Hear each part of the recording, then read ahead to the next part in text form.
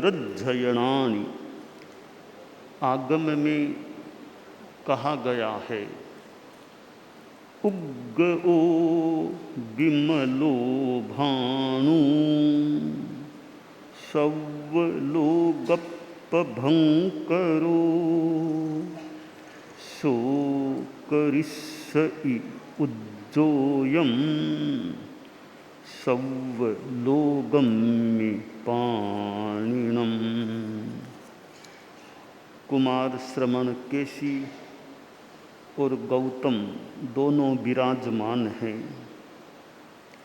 प्रश्नोत्तर का क्रम अभी भी चालू है और इस श्रृंखला की एक कड़ी के रूप में प्रश्न कुमार श्रमण केशी कर रहे हैं। अंधयारे तमे घोरे चिट्ठन्ति पाणिनो बहु को करिष्यति उज्जोयम सव्वलोगम्मि पाणिनम्। गौतम स्वामी से पूछा गया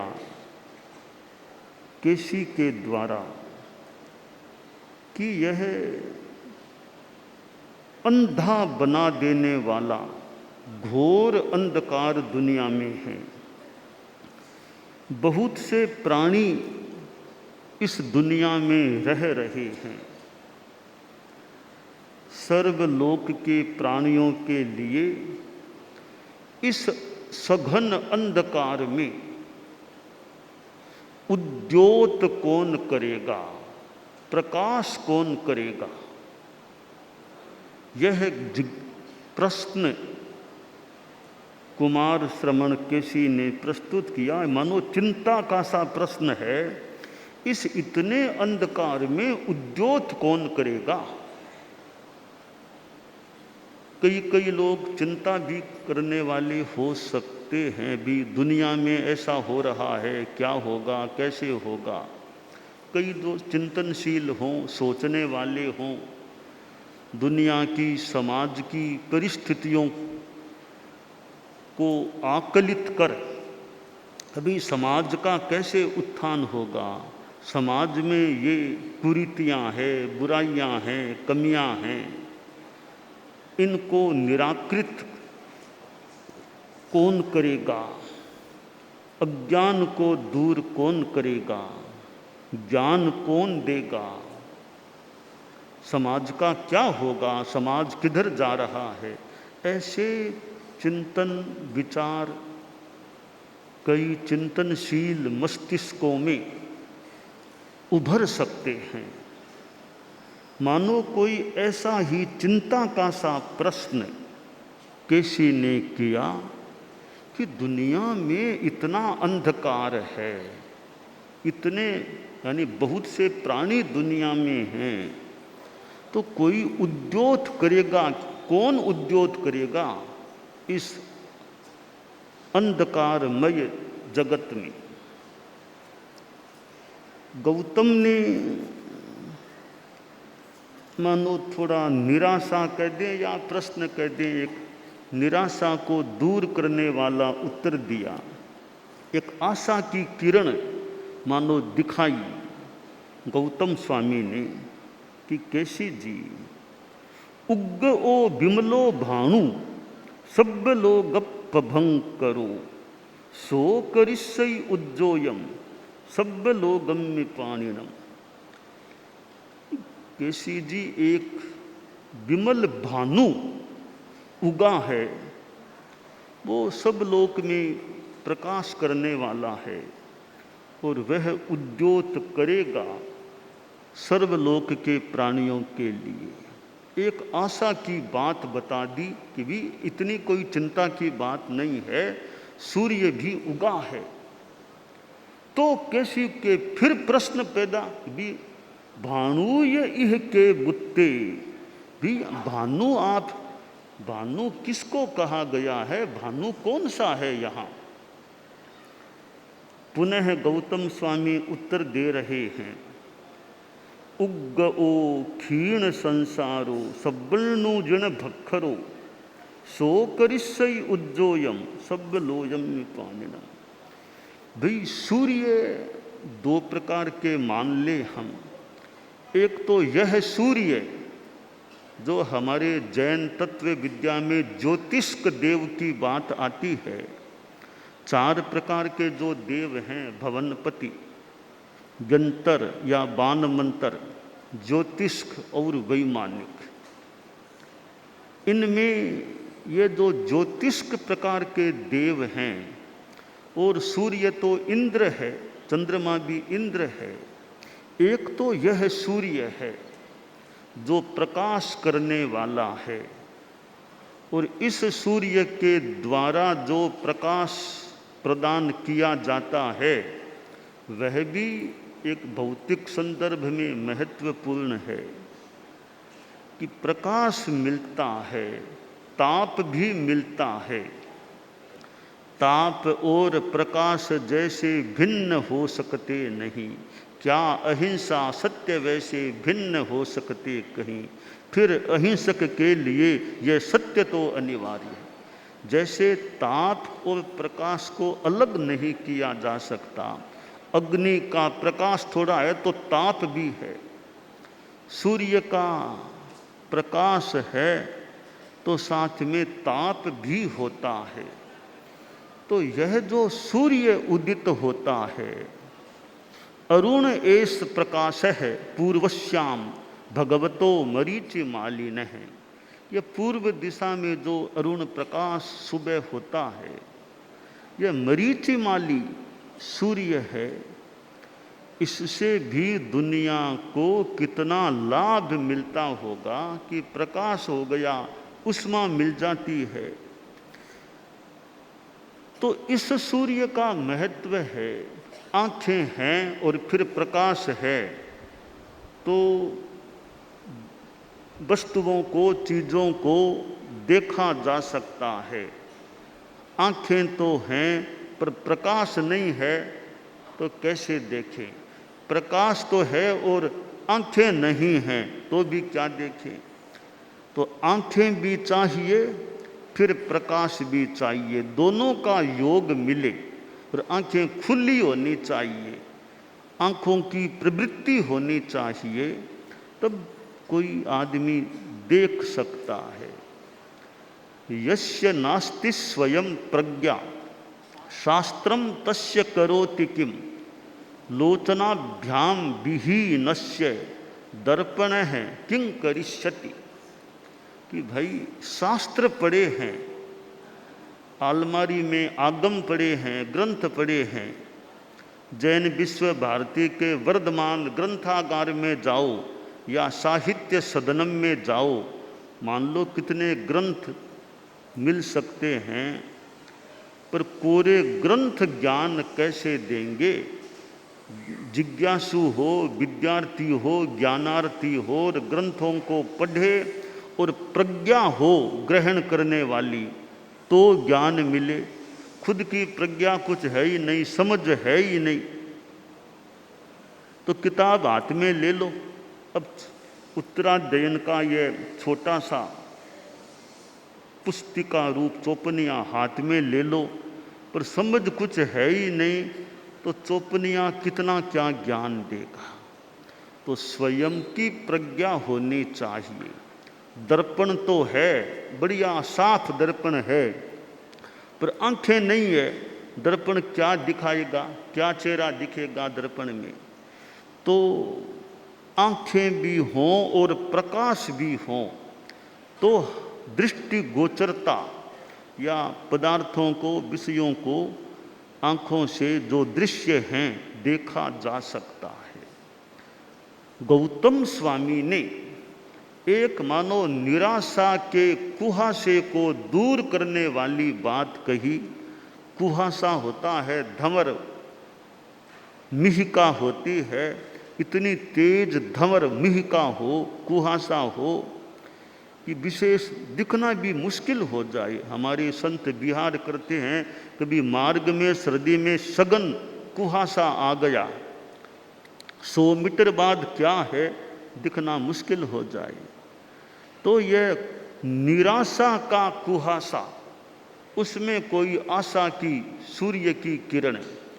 तो गौतम स्वामी ने, कुमार श्रवण केसी ने मानो निराशा का कुहासा जो प्रकट किया, उस कुहासे को भेदने वाली एक बात बताई कि केसी जी, एक विमल भानु उग गया है, उगा हुआ है, वो सर्वलोक में प्रभा करने वाला है, प्रकाश करने वाला है। तो वो भानु कौन है? गौतम स्वामी ने फरमाया, क्षीण संसारो, ऐसा भानु उदित हुआ है, संसार तो उसका क्षीण हो गया। वो सब्बनु, वह सर्वज्ञ है, स्वयं सर्वज्ञ है। जिन भक्खरो, जिन भास्कर, तीर्थंकर अरहत रूप वह भास्कर है, वह उद्योत करेगा सब लोग के प्राणियों के लिए। अरहत अपने आप में एक मानो भास्कर होते हैं, और तीर्थंकर तो इस सूर्य से, सृष्टि के सूर्य से भी एक दृष्टि से ज़्यादा महत्वपूर्ण होते हैं, क्योंकि उनकी अपनी महिमा है। नास्तम कदाचिदुपयासिन, वो ऐसा सूर्य है अरहत, न तो कभी अस्त होता है, जब तक संसार में है तब तक मनुष्य रूप में सूर्य है, बाद में मनुष्य रूप में तो न रहे, सिद्ध भगवान के रूप में वो रहे। मनुष्य रूप में तो अरहत भी इस दुनिया में स्थायी नहीं रहते हैं, वे भी एक दिन पधार जाते हैं। तो यह जिन भास्कर, अरहत रूपी जो भास्कर है, क्षीण संसार, अब एक मरण के बाद अब जन्म तो उनका है ही नहीं, तो वह सूर्य उग गया है और वह उद्योत करेगा। और उस जमाने में हम यों मान लें, भगवान महावीर एक सूर्य के रूप में उग गए थे। यानी यह जब संवाद हुआ है कुमार श्रवण केसी का और गौतम का, तब भगवान महावीर का समय, तो भगवान महावीर के रूप में, अरहत के रूप में या महावीर के रूप में, वर्धमान के रूप में एक सूर्य उगा हुआ था। आचार्य श्री तुलसी का महाप्रयाण हुआ था गंगा शहर में सन 1997 में, वो 23 जून आषाढ़ कृष्णा तृतीया को। तो मानो एक सूर्य अदृश्य हो गया, जैसे तीर्थंकर भी अदृश्य हो जाते हैं, निर्वाण को प्राप्त हो जाते हैं। तो आचार्य श्री तुलसी को तीर्थंकर के प्रतिनिधि के रूप में देखें तो वह भी एक प्रकार का सूर्य मान लें, और अदृश्य हो गया। परंतु दूसरा सूर्य पहले से तैयार था, दूसरा सूर्य पहले से तैयार था आचार्य श्री महाप्रज्ञ जी के रूप में। वे तो पहले ही आचार्य बना दिए गए थे। और तेरा पंथ की परंपरा की तो एक अद्वितीय घटना थी कि पहले से कोई आचार्य विराजमान है, वरना सामान्यतया एक आचार्य के बाद में दूसरे आचार्य सामने आते हैं। परंतु वह तो अद्भुत कोई समय था, दृश्य था कि आचार्य श्री तुलसी गणाधिपति के रूप में हम उनको सूर्य माने, तो वह सूर्य अदृश्य हुआ, उससे पहले ही दूसरा सूर्य तैयार था। जैसे भरतक क्षेत्र महाविदय में यह सूर्य एक उधर गया, एक आ गया, दो सूर्य ऐसे जाना आना, तो हमारे धर्म संघ में भी मानो दो सूर्य उस रूप में मान लें कि गणाधिपति श्री तुलसी भी थे और आचार्य श्री महाप्रज्ञ जी भी थे। तो गौतम स्वामी ने जो कहा कि एक सूर्य उग गया है, तो हम भगवान महावीर को वह सूर्य मान लें कि वह सूर्य उद्योत करेगा, प्रकाश करेगा। अरहत ऐसे भास्कर होते हैं कि जो प्रवचनकार होते हैं। प्रवचनकार अच्छा होता है, फिर वो त्यागी हो, भगवान महावीर जैसे परम पुरुष कह दें, महापुरुष कह दें, तो वाणी से प्रकाश फैल सकता है। हमारे शब्द पुद्गल निकलते हैं, ये शब्द पुद्गल भी प्रकाश करने में निमित्त बनते हैं कि अरहत प्रवचन करते हैं। सब जग जीव दुख रखन दयठ आई भगवया पावयनम सुकह्यम। सब जग जीव, सारे जगत के जीवों के लिए एक अनुकंपा से, दया से प्रवचन किया गया। तो यह प्रवचन प्रकाश फैलाने वाला बन सकता है। हमारे साधु साध्वियाँ समणियाँ जगह जगह जाते हैं, प्रवचन करते हैं, व्याख्यान करते हैं, और वह भी व्याख्यान एक प्रकाश का कारण बन सकता है। तो यह प्रवचन तो एक प्रकाश फैलाने का माध्यम बन सकता है।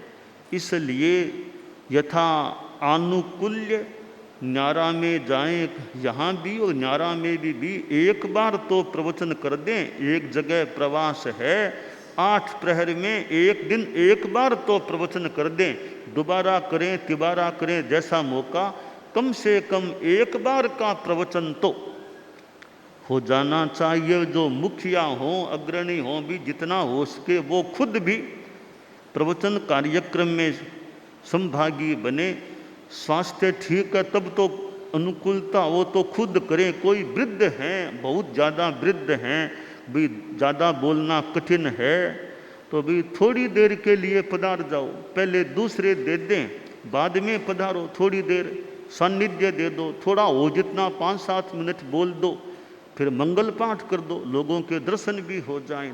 तो मुखिया को भी जितना संभव हो सके भी व्याख्यान में या तो पूरे बैठो, वरना थोड़ी देर भी उपस्थिति हो जाए, थोड़ा बहुत कुछ हो सके तो बोलना हो जाए। तो यह प्रवचन एक प्रकाश फैलाने का माध्यम बनता है। थोड़ा श्रम पड़े तो पड़े, थोड़ा बहुत श्रम। संस्कृत में तो कहा गया, श्रम नैविचिन्त्यात्मगतम तस्मात् श्रेयः सदोपदेष्टव्यम आत्मानं च परम च ही हितोपदेष्टानुगृह्णाति। कि थोड़ा यहाँ श्रम की परवाह मत करो कि बोलेंगे पसीना आएगा, गर्मी है, कौन बोले, कौन व्याख्यान दे। भी कौन दे, आप 2 व्याख्यान दे सको तो, और तो कौन दे। खुद अगवानी हो तो संभव हो सके तो खुद थोड़ा एक टाइम तो कम से कम व्याख्यान दो, या वहाँ बैठ विराज जाओ, थोड़ी देर विराज जाओ, दूसरे बोल दें, पहले दूसरे बोल दें। तो यह प्रवचन में परिश्रम की झटपट परवाह नहीं करनी चाहिए। उपदेश व्याख्यान देना चाहिए कि खुद को भी लाभ मिले, दूसरों को भी लाभ मिले। तो गौतम स्वामी ने जो कहा कि एक जिन भास्कर उग गया है वह सूर्य, और वह उद्योत करेगा, प्रकाश करेगा, दूसरों को यह ज्ञान देना। भीतर का जो अंधकार है, अज्ञान रूपी अंधकार, संस्कृत में जो कहा गया है, अज्ञानम खलु कष्टम क्रोधादिभ्योपि सर्व पापेभ्यः अर्थम हित महितं वा न वेत्ति येनावृतो लोकः। ये अज्ञान एक कष्ट है, दुख है। गुस्सा आदि भी पाप है, पर अज्ञान तो बड़ा नुकसानदेह है कि ज्ञान ही नहीं, विवेक ही नहीं, तो क्या करना क्या नहीं करना विवेक है ही नहीं, यह तो भयंकर स्थिति है। तो यह अज्ञान रूपी जो दुख है, इसको दूर करने के लिए ज्ञान रूपी प्रकाश की अपेक्षा है। अज्ञान रूपी अंधकार को दूर करने के लिए ज्ञान रूपी प्रकाश की अपेक्षा है। जैसे गुरु के लिए कहा गया, अज्ञान तिमिरांधानाम ज्ञानांजन शलाकया चक्षुरुन्मीलितं येन तस्मै श्री गुरवे नमः। कि यह अज्ञान के अंधकार से जो अंधे हैं, उनको ज्ञानांजन शलाका से जो आंखें खोल देते हैं, ऐसे गुरु को नमन है। साध्वी प्रमुखा जी वो श्लोक फरमाया करते हैं, प्रज्ञा प्रजागृतम नीता। तो यह एक श्लोक है कि प्रज्ञा प्रजागृत, गुरु यानी जो प्रज्ञा को जागृत करने वाले। तो गुरु गुरु दोनों का थोड़ा अर्थ है। गुरु, गु शब्दस्त्वंधकारे स्यात्, रु शब्दस्तन निवारक है, अंधकार निरोधित्वात् गुरु रित्य विधीयते। कि गुरु, गु का मतलब अंधकार, रू यानी उसको खत्म करने वाला, रोकने वाला। जो अंधकार को रोकने वाले या अंधकार को निकालने वाले हैं वे गुरु होते हैं। तो गुरु का स्थान भी बड़ा महत्वपूर्ण है, उच्च है, कि जो स्वयं ज्ञानी हैं और दूसरों को ज्ञान देने वाले होते हैं। ज्ञान है खुद में, साधना भी हो, धर्म गुरु हैं तो साधना भी हो। वो गुरु और सतगुरु, गुरु और सदगुरु, वो भी गुरु तो मान लो सा, और भी गुरु के जो त्यागी हों, पैसे के त्यागी और भी त्यागी संयमी हैं, कि वे तो सदगुरु हैं। सतगुरु, गुरु तो ऐसे सामान्य संसार में भी शिक्षक हैं, टीचर हैं, मान लो उनको भी गुरुजी कोई कह दे, वो भी ठीक है, आसातना उनकी भी नहीं। पर जो त्यागी महापुरुष हैं वे सतगुरु हैं। किसी गांव में बुढ़िया माई को कहा गया कि गांव में गुरुजी आए हैं, गुरुजी आए हैं।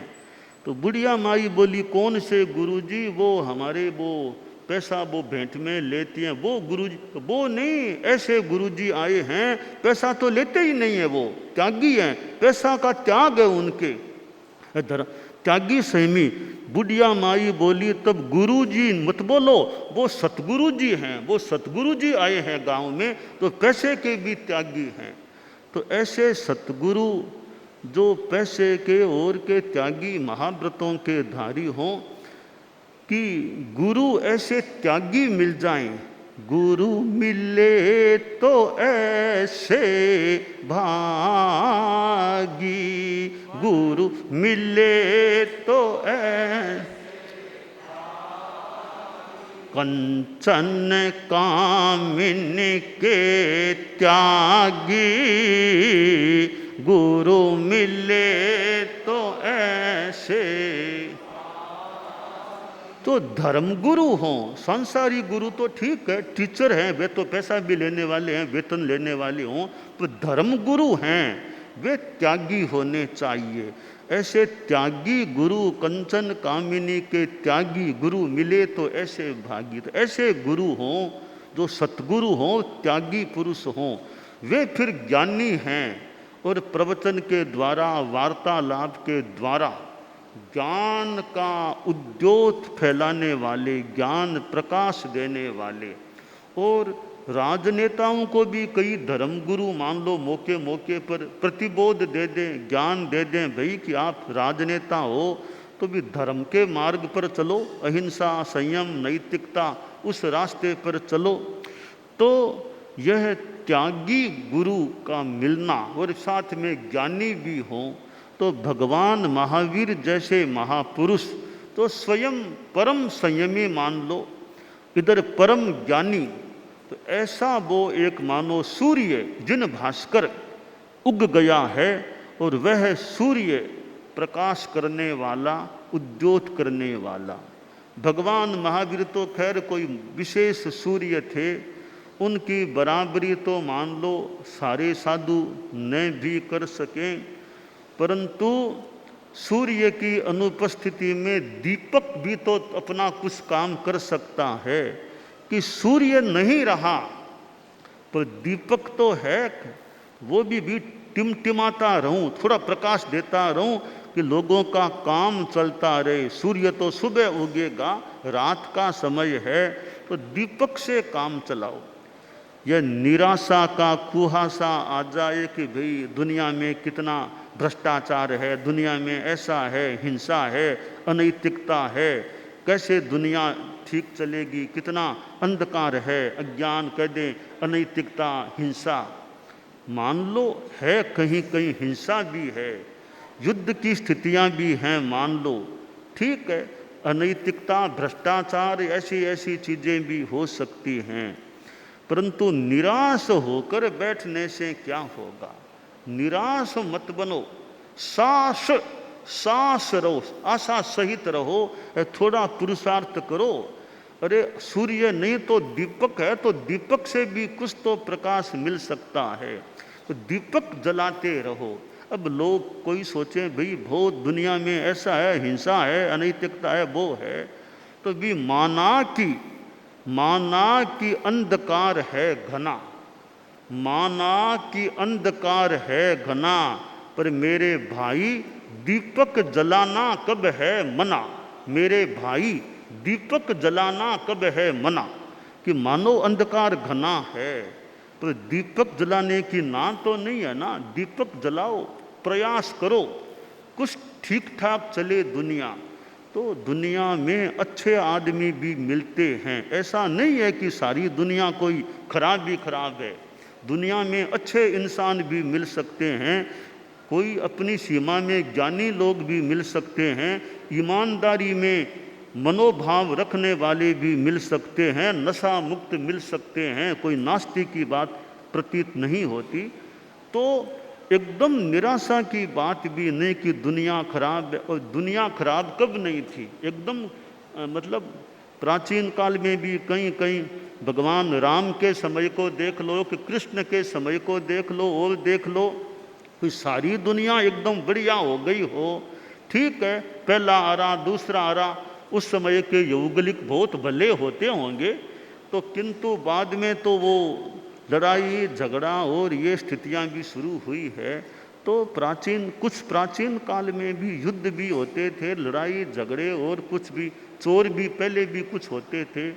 तो दुनिया में अच्छे आदमी भी मिलते हैं, बुरे आदमी भी मिल सकते हैं, बस जितना हो सके पराक्रम करो, पुरुषार्थ करो कि अंधकार कम हो, और हम जितना कर सकें प्रकाश फैलाने का कार्य कर सकें, तो खुद को अच्छा रखें, दूसरों को भी अच्छा रखने का प्रयास करें। आचार्य श्री तुलसी ने यह अनुव्रत आंदोलन जो चलाया था, मानो कि दीपक जलाया, भी थोड़े दिए जले, कि जैन अजैन कोई भी हो, दिए जले, अनैतिकता असंयम को कुछ कम होने का मौका मिले।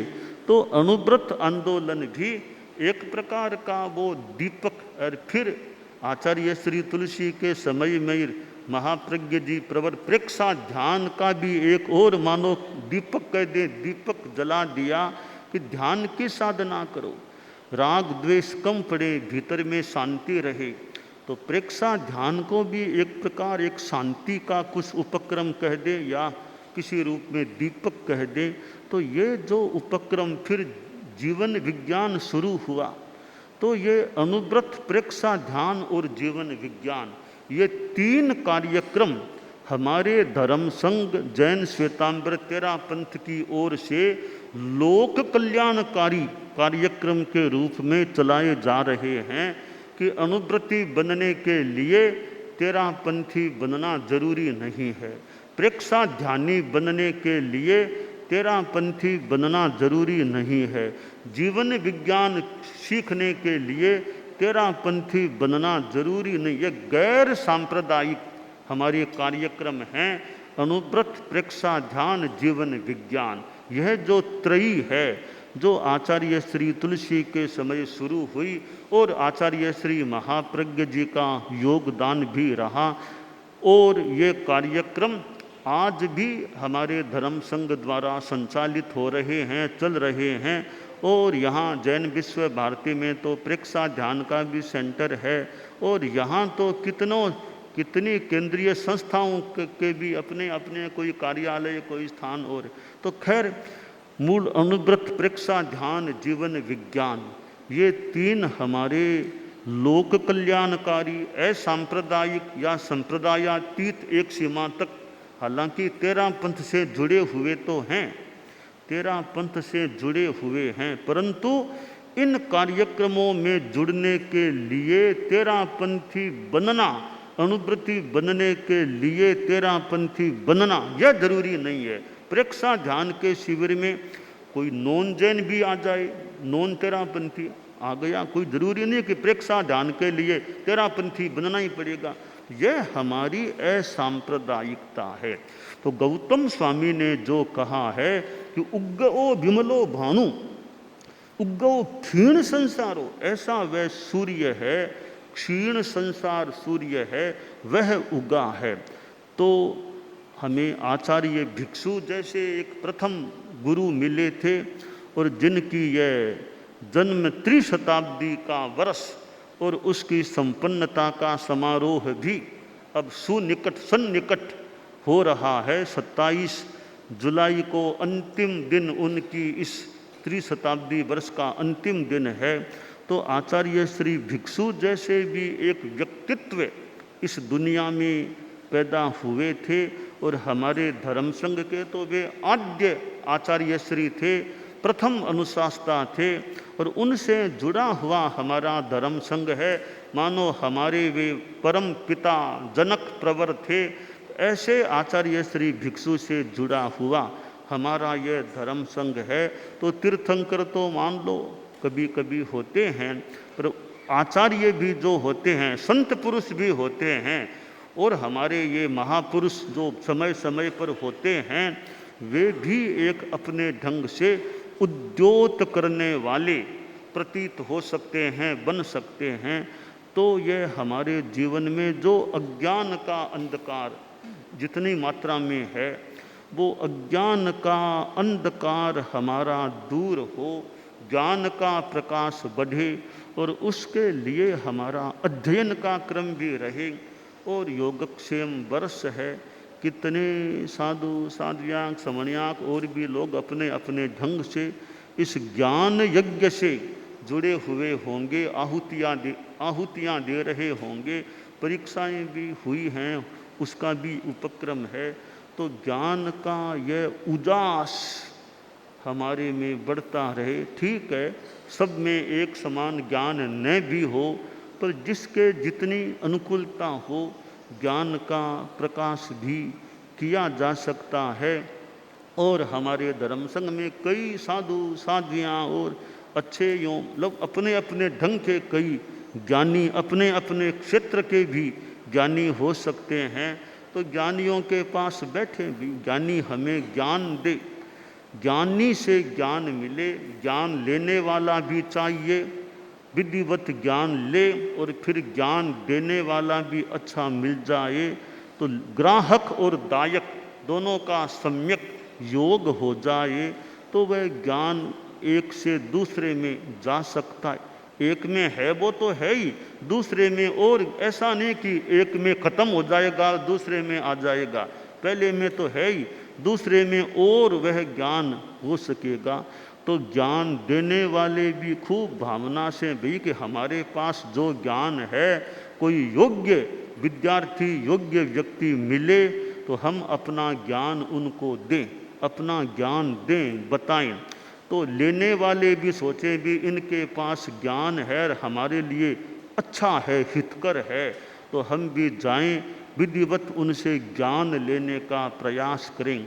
भद्रबाहु स्वामी ने भी मानो उपकार का काम कि ज्ञान देना, कि आप तो 14 पूर्वी हैं पर शिष्यों को ज्ञान दो। कभी मुझे तो साधना करनी है, ध्यान साधना भी ठीक है, ध्यान साधना अच्छी है, पर श्रुत की अविच्छित्ति रहे, इसलिए ज्ञान भी दो। आचार्य महाप्रज्ञ जी यूँ तो अपने ध्यान में भी मान लो कुछ अपना समय लगाने वाले, तो धर्म संघ के लिए भी उन्होंने कितना अपना किया है, ज्ञान दिया है, आगमों का और का जो ये काम भी किया।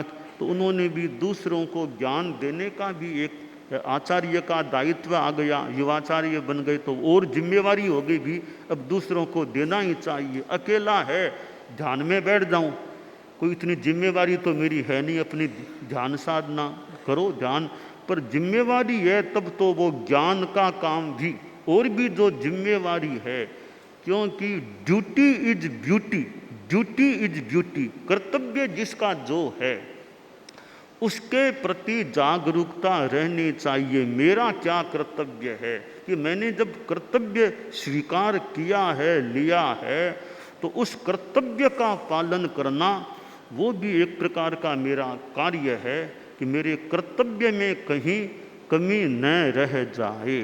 तो जिसका जो कर्तव्य हो उसको अपने कर्तव्य के प्रति जागरूक रहना चाहिए, कहीं कोई कमी न हो जाए। तो यह भगवान महावीर का शासन, और भगवान महावीर जैसे एक सूर्य मानो इस दुनिया में उदित हुए थे, और उन्होंने जो प्रवचन किया कि मान लो ज्ञान उनसे निकला, और फिर हमारा वर्तमान में आगम साहित्य है, ग्रंथ है, साक्षात वे तीर्थंकर नहीं हैं, पर जो आगम और जो हमारे पास ज्ञान है, हम उसके द्वारा भी अपना काम चलाने का प्रयास कर सकते हैं, और स्वयं के भीतर से भी कुछ प्रज्ञा आदि से कुछ स्फुरना हो, कुछ जागृति हो, ज्ञान भीतर से कुछ उठे, और उस ज्ञान से इधर आगम आदि साथ में खुद की भीतर की थोड़ी स्फुरना हो जाए। देखिए ये ग्रंथ हैं, एक सीमा तक बहुत अच्छे हैं, पर वो ग्रंथों के रहस्यों को पकड़ने वाली प्रज्ञा साथ में हो। ग्रंथ तो निर्जीव हैं, ये तो निर्जीव हैं, पर ये अक्षर हैं, ज्ञान है, उनसे हम ज्ञान लें और खुद की वो प्रज्ञा वो हो, तो ये आगम हमारे लिए बहुत उपयोगी ज्ञानदायी भी सिद्ध हो सकते हैं।